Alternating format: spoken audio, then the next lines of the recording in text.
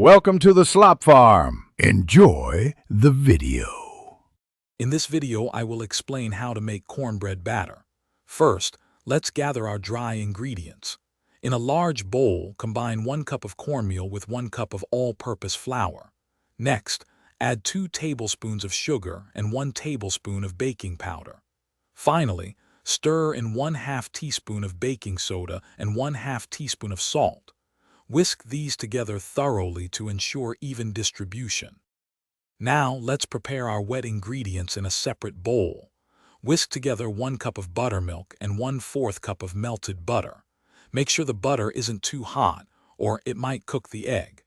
Then, beat in 1 large egg until it's fully incorporated. Using room temperature ingredients helps create a smoother, more consistent batter for your cornbread. It's time to bring our wet and dry mixtures together. Carefully pour the wet ingredients into the bowl with the dry ingredients. Using a spatula, stir gently until everything is just combined.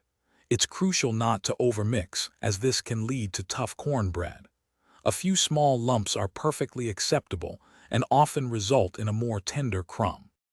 Before baking, let your cornbread batter rest for 5 to 10 minutes. This allows the flour to fully hydrate, improving the texture. While it rests, preheat your oven to 400 degrees Fahrenheit.